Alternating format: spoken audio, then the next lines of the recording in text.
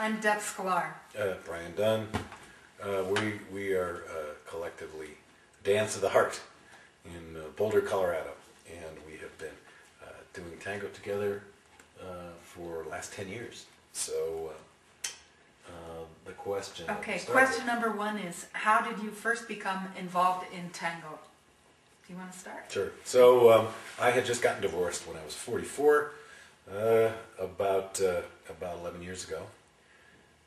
A friend mentioned to me that since dating was quite a mystery to me after a 22-year monogamous relationship, they said, you ought to take dance lessons.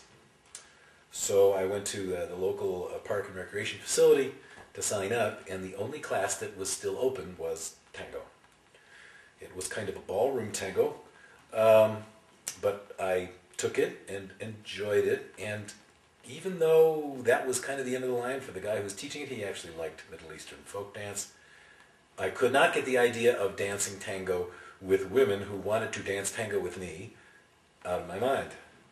And so I started looking for people who had some kind of burning thing like this about tango. Found them, and just as a teacher called Daniel Trenner was due to visit town to deliver classes at the request of my tango teacher at the time and several others.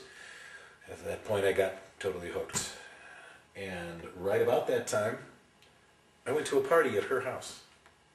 Didn't know her. She was a friend of a friend. And the first real conversation we ever had was an argument about which was sexier, tango or flamenco.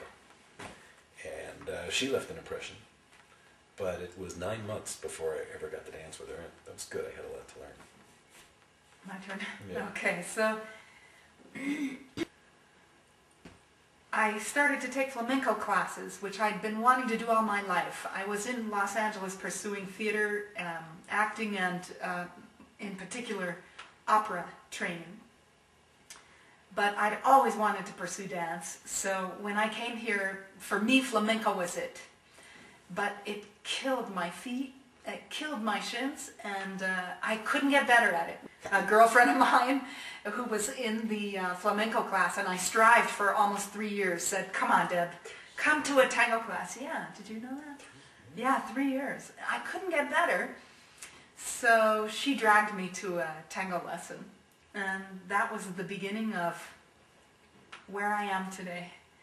So, and 10 years ago, that very woman elbowed me in the ribs and told me, in pointing to Deb, who was dancing out there with another guy who would not let her go, in a practica where there were 3 women and 8 men, poked me in the ribs and said, go dance with her. And that was the first and last time I ever cut in on a guy dancing. And that was the first time I ever got to dance. What do you do in your life outside tango? It's kind of a trick question.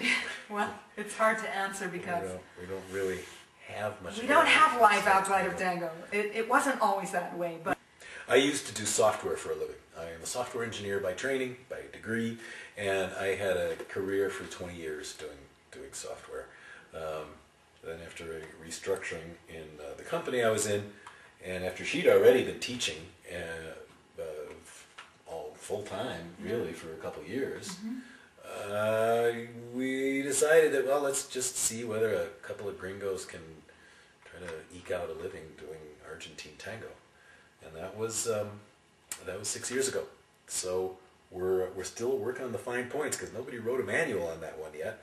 But we are encouraged by our progress. What do you like about dancing tango? It's really an opportunity to investigate and explore my femininity, because in this culture we're so unpolarized, and I've spent a lifetime. I grew up with 2 brothers and a very athletic dad, and the expectation was that I was as good as them. That was my expectation of myself and my dad and my brothers. We were terrifically competitive, and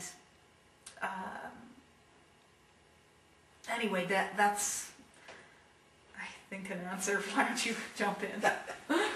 just talking about polarization. I mean, you know, in this country, we went through this whole thing with the '60s, with feminism and all of that, where you know the gender wars had this thing about, well, we're all equal. You know, women are claiming their place in the workplace. Guys are discovering their sensitive New Age guy side. You know, it's all great. It's all great. It needed to be done. But one of the consequences was that the spark between men and women, as women are breaking through the glass ceiling and men are finding their sensitive side, there isn't as much polarity because men are getting into their feminine side, women are getting into their masculine side. Tango's like an antidote for all that. It isn't that you drop all that. No, you hang on to it. It's important to make a decent salary, and it's important to be able to understand somebody, you know, through awareness of their feelings. But there's more. There is the masculine and the feminine and the spark between them.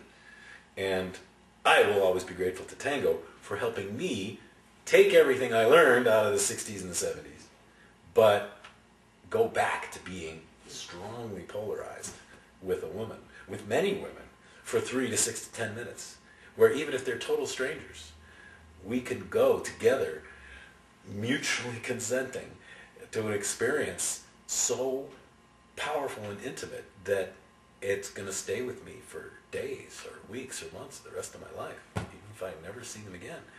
And if I'm really lucky, I'll find a really good one and marry her. So that's a big part of what I love about Tango.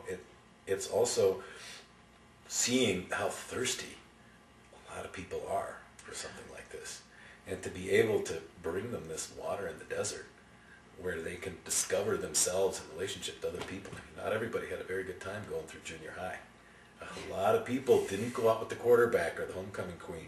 And for people to get a chance to play that back again and to discover what the spark can be between them and another person.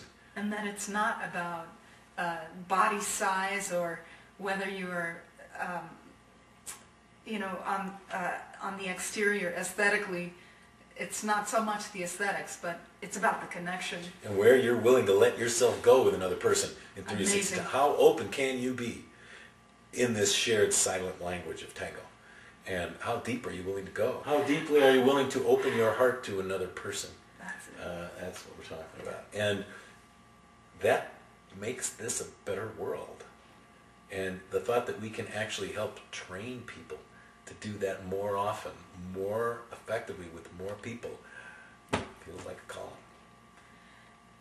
Describe your Tango community.